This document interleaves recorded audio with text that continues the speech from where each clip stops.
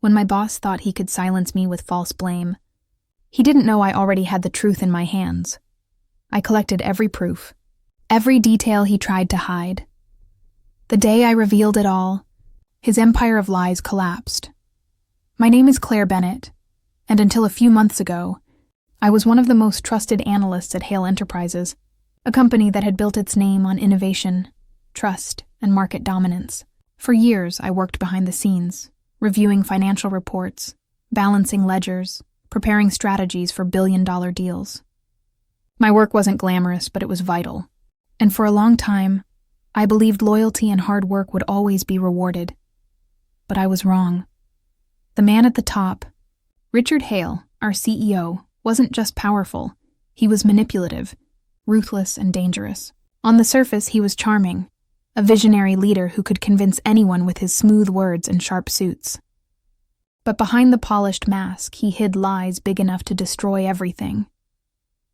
I first began to notice the cracks 6 months ago. A deal with a European partner looked flawless on paper, but the numbers didn't add up. Funds were moving through shell accounts. Invoices were duplicated, and expenses that never existed were approved. At first, I thought it was a mistake. I stayed late at night, combing through the reports, hoping to find an error. But the deeper I dug, the clearer it became. It wasn't a mistake. It was deliberate fraud. And the signature that approved those transactions? Richard's. I remember the chill that ran through me that night, sitting alone in the dim glow of my office monitor. The man who stood in front of the board preaching about integrity was siphoning money right under everyone's nose. For days, I wrestled with myself. Should I stay silent? Should I risk everything? In the corporate world, whistleblowers rarely win. They get silenced, fired, blacklisted. But every time I looked at those documents, I felt the weight of my choice. If I didn't speak, I would be complicit in his lies. I began quietly collecting evidence, emails, contracts, bank statements. I hid copies in a secure drive, away from the company's servers.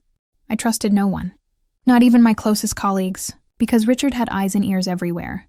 And then, one morning, it happened. I was called into a sudden meeting.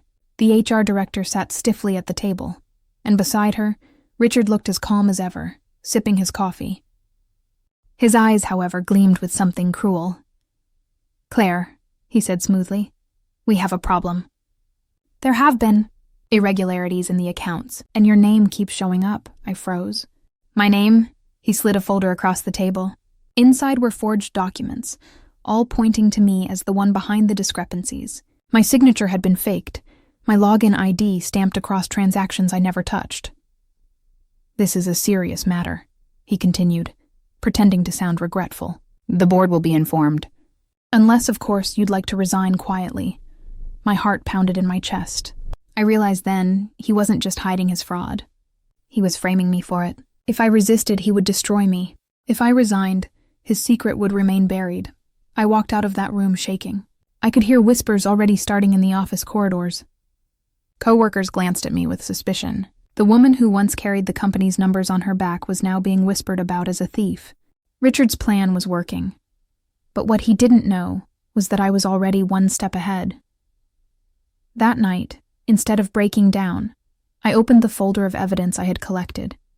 Emails where Richard approved transfers, voice messages he had carelessly left for an associate, copies of financial trails that led to offshore accounts in his brother's name. Every detail was there, ready to explode. I wasn't the guilty one. I was the witness.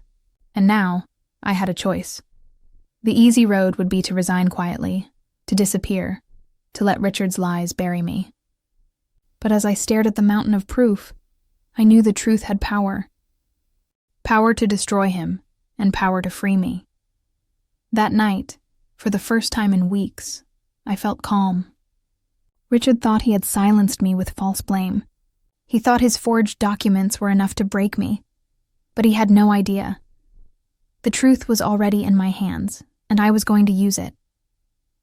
That night, as I stared at the glowing screen filled with files, I felt the weight of my decision pressing down on me. I could either remain silent and let Richard destroy my name, or I could fight back. The evidence in my hands wasn't just proof, it was a weapon. And once unleashed, there would be no turning back.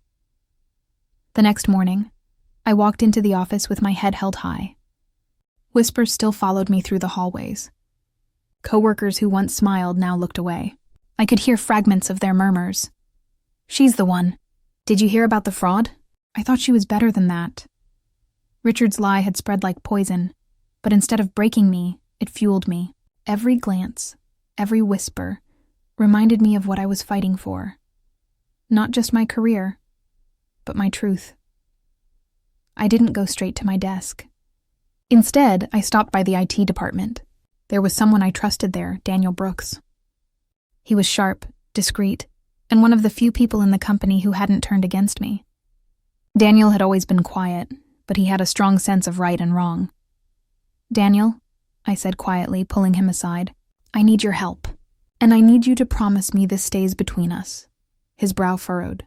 "Claire, you're in serious trouble. Everyone's saying, I know what they're saying." I cut him off. "But it's not true. Richard's framing me. I have proof." For a moment, he just stared at me.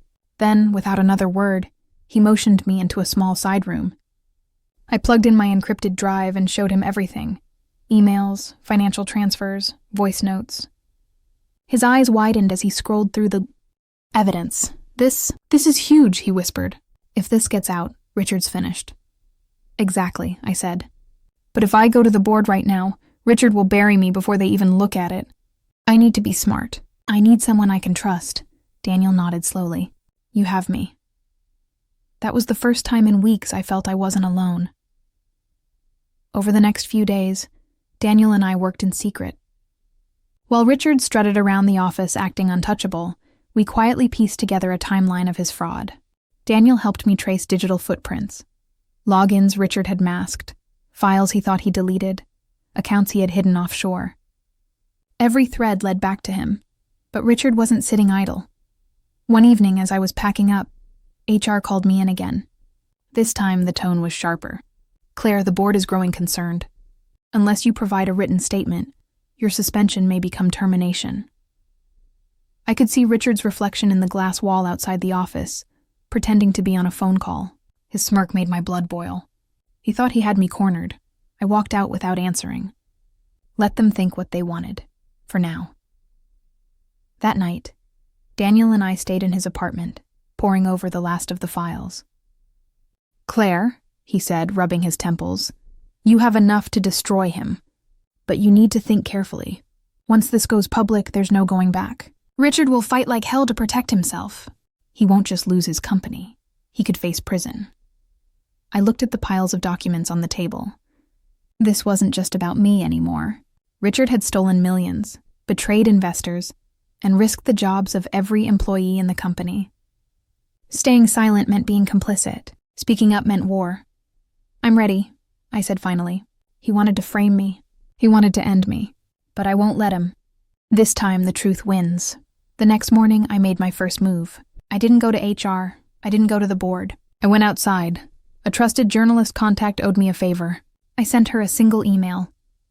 "If you want the biggest story of your career, meet me tonight. Confidential." By evening, I sat in a quiet cafe, a hood pulled low over my head. When she arrived, I handed her a sealed envelope with a fraction of the evidence, enough to make her jaw drop. "Claire, this is explosive," she whispered. "There's more," I said, "but I need to be sure it's handled right. I can't release it all yet. Not until the timing is perfect." She nodded, understanding the stakes. As I walked back into the night, my phone buzzed. A message from an unknown number lit the screen. "Stop digging, Claire. You don't know what you're getting into." My stomach twisted. Richard knew. Somehow he sensed I wasn't playing his game anymore. But instead of fear, a new fire burned inside me. He could send threats. He could spread lies. He could make the whole company believe I was guilty. But he couldn't change the truth, and soon, everyone would see it. The text on my phone glared at me like a warning sign. "Stop digging, Claire. You don't know what you're getting into." For a moment, my breath caught in my chest. The anonymous number didn't say Richard's name, but I knew it was him, or someone working for him. He had realized I wasn't backing down, and now he wanted to scare me into silence. But fear wasn't an option anymore. That night, I sat at my kitchen table with my laptop open, scrolling through the folders of evidence I'd collected. Every file, every signature, every offshore trail, it was all there. I could almost hear Richard's smooth voice in my head, the way he pretended to be regretful while trying to frame me. That memory fueled my resolve. He thought he could destroy me with forged papers and lies. But now, I had enough to tear down his entire empire. The next morning, I walked into the office as if nothing had happened. My coworkers still whispered, the HR director avoided my eyes, and Richard strutted through the halls with that same smug grin. But I noticed something different now, a flicker of tension in his expression whenever our eyes met. He knew I wasn't broken. Later that day, Daniel pulled me aside. "Claire, are you sure about this? The threats, this could get dangerous," I nodded firmly. "If I stop now, he wins. And if I let him bury me, then the truth dies with me. I won't let that happen." Daniel sighed but stayed by my side. His loyalty gave me strength. Together we pieced together the final puzzle, Richard's most recent deal. On the surface, it was supposed to bring millions into the company, but hidden in the fine print, the money was being rerouted into a shell corporation in the Cayman Islands. And the owner of that shell? Richard's own cousin. "This is it," I whispered. "This is the smoking gun." Daniel leaned closer. "With this, no board member can deny it. But Claire, if Richard finds out you have this, he won't just try to frame you. He'll try to destroy you completely." I swallowed hard. I knew Daniel was right. But I couldn't turn back now. That evening, I met the journalist again. Her name was Rachel Marks, one of the toughest investigative reporters in the city. She had been quietly checking the documents I gave her, verifying them through her own sources. When I slid the newest file across the cafe table, she looked at me with wide eyes. "Claire, this is beyond corporate fraud. This is criminal. If this goes public, Richard won't just lose his company, he'll face charges." "That's the point," I said firmly. "He wanted to frame me. He wanted to end me. But I'll end his lies instead," Rachel nodded. "I'll need time to prepare the story. But when it goes out, it'll explode." As I walked back home that night, the city lights seemed sharper, harsher. My phone buzzed again. Another anonymous message. "Last warning. Walk away or you'll regret it." I stopped in my tracks, my hands trembling slightly. But then I looked up at the towering skyscrapers. Around me, the empire Richard thought was untouchable. And I whispered to myself, "No. This time you'll regret it." The next few days at work were unbearable. Rumors spread faster than ever. Richard called a special board meeting and tried to make my suspension official. I wasn't invited into the room, but Daniel slipped me details afterward. Richard painted me as a desperate employee trying to cover her tracks. He waved forged documents as proof. Some of the board members seemed convinced, but a few weren't. Doubt had begun to creep in. That's when Richard struck harder. One morning, security escorted me out of the building. My badge was deactivated, my email access revoked. Officially, I was terminated. Standing outside Hale Enterprises, the building I had dedicated years of my life to, I felt an ache deep in my chest. They had stripped me of everything. My position, my reputation, my stability.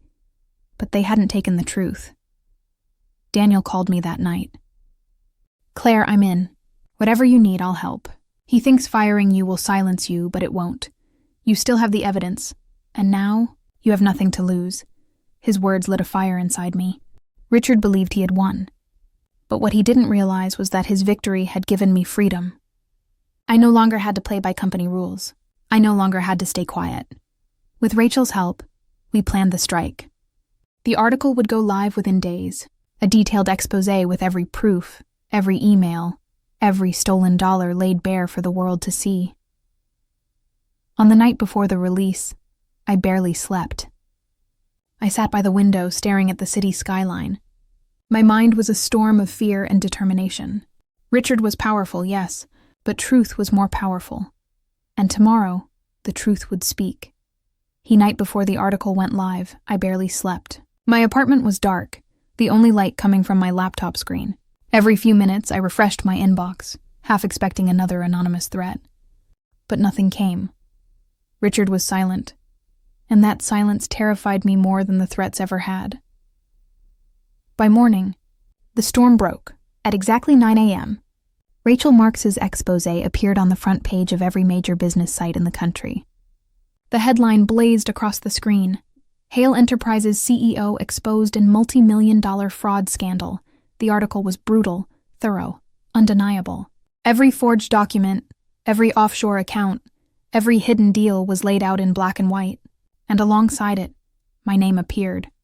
Not as the accused, but as the whistleblower who refused to be silenced. Within minutes, my phone erupted. Messages, calls, emails, some from former coworkers who couldn't believe the truth, others from strangers calling me brave. On the TV, news anchors dissected every detail of Richard's empire of lies. Investors panicked. The company's stock plummeted in real time. The man who had tried to frame me now stood naked before the world, stripped of his lies. By noon, the board of Hale Enterprises had no choice. An emergency meeting was called. Cameras swarmed outside the building. Reporters shouted questions as Richard tried to slip through the crowd. His perfect composure cracked, his smile gone, and for the first time in years, I saw fear in his eyes. That evening, Daniel came over with takeout and a grin I hadn't seen in months. "Claire, you did it. He's finished." The board just announced his immediate removal. And get this, the SEC is opening a criminal investigation. Richard won't just lose his company. He might lose his freedom. I let out a shaky breath I hadn't realized I was holding. The weight of months lifted off my shoulders. But it wasn't just victory. It was justice. The next day, as I walked past Hale Enterprises, I saw employees huddled outside, reading the news on their phones. Many of them glanced at me with wide eyes, not suspicion this time, but respect. Some even whispered my name with gratitude. Inside, Richard's office was already being cleared out.